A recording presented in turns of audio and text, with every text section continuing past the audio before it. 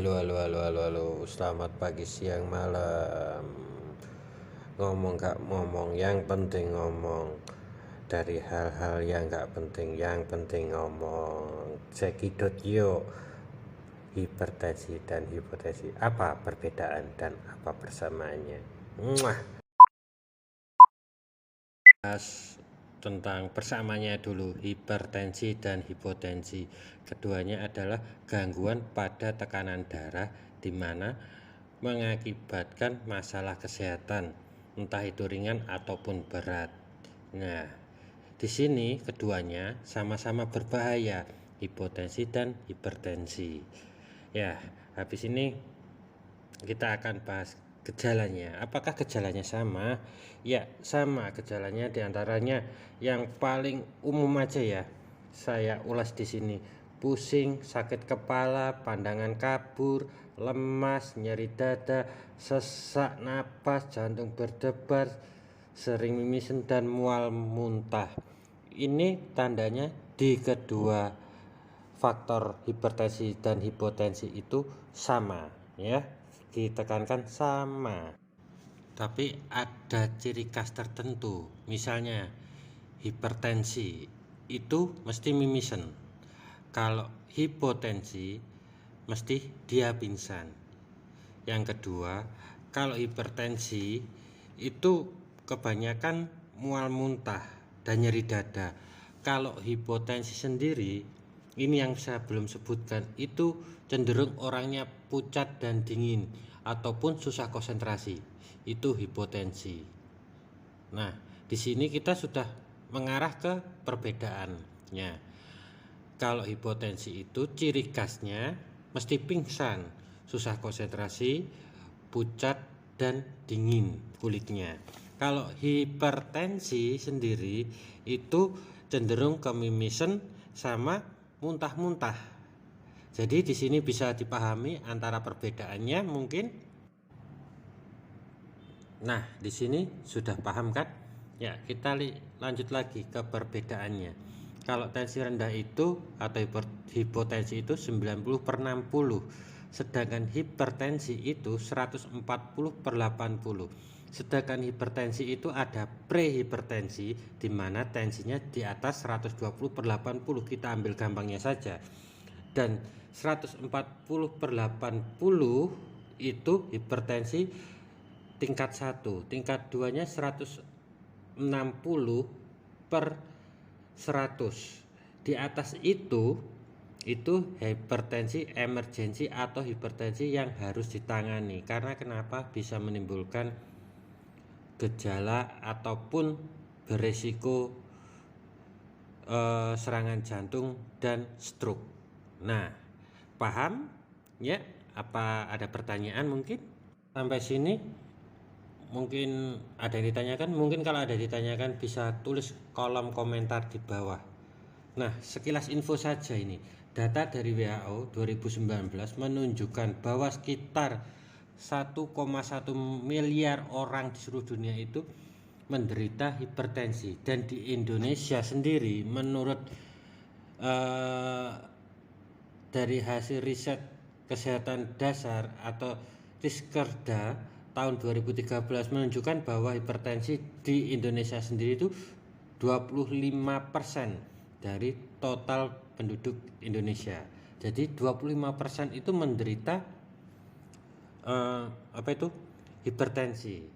Di antaranya penyebab hipertensi itu adalah faktor keturunan atau genetika yang menentukan kondisi kesehatan seseorang itu berbeda, seperti diabetes, obesitas, hingga gaya hidup yang tidak sehat.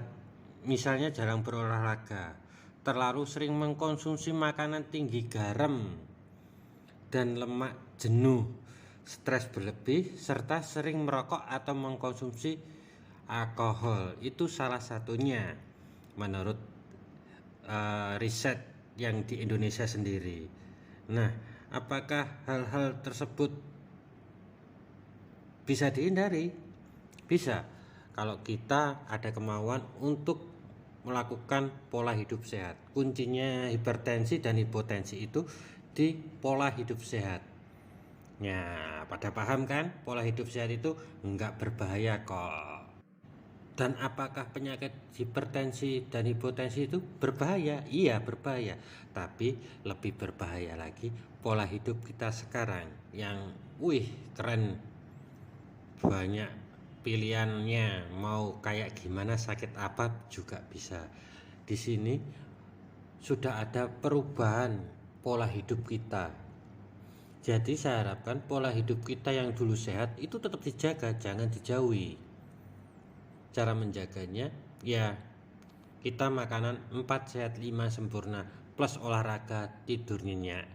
Kalau nggak bisa tidur ya tadi kita harus berbaring, pejamkan mata, insya Allah bisa tidur. Kalau tidak bisa tidur, artinya tidur itu mata terlelap.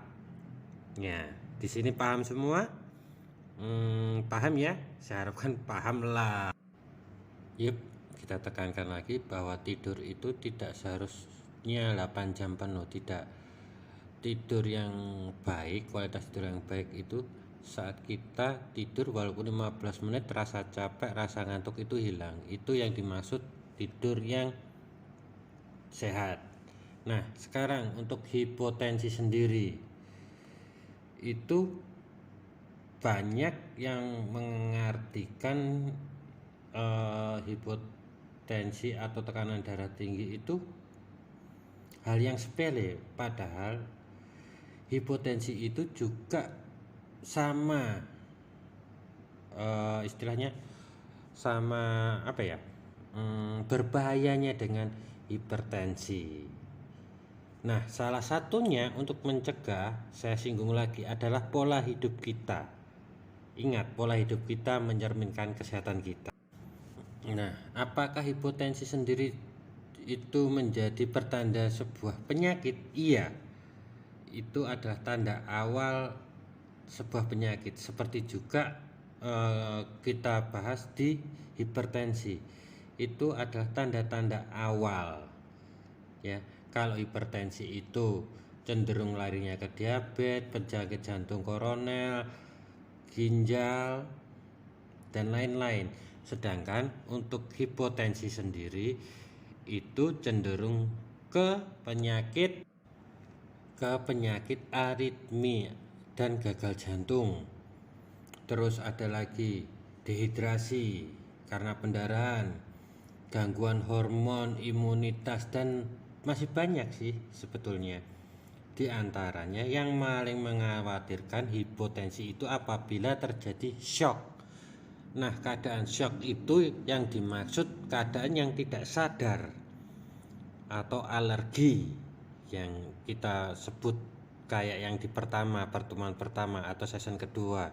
Itu shock ataupun alergi itu dapat mengancam jiwa secara tidak langsung untuk hipotensinya loh ya.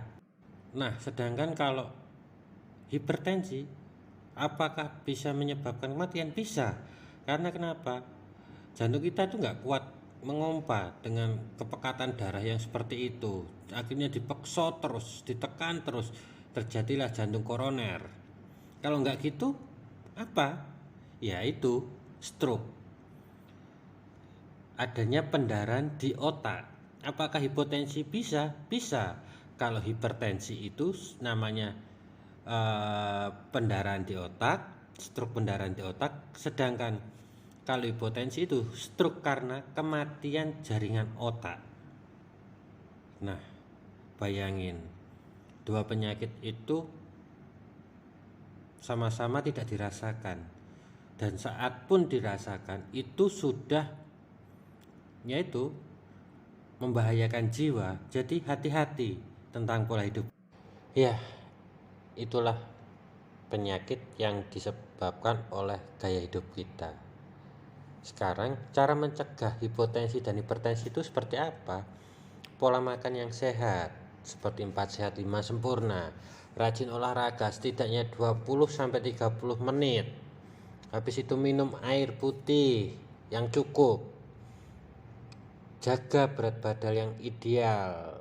jangan terlalu besar, jangan terlalu kecil. Terus kelola stres, minimal kalau kita tidak bisa kemana-mana ya ngumpul bareng keluarga, ataupun juga bisa menghindari rokok atau konsumsi alkohol, minuman beralkohol tentunya. Selain hal-hal itu tadi, kita di usia antara 30 atau 45 seharusnya kita rajin mengontrol tekanan darah itu sendiri.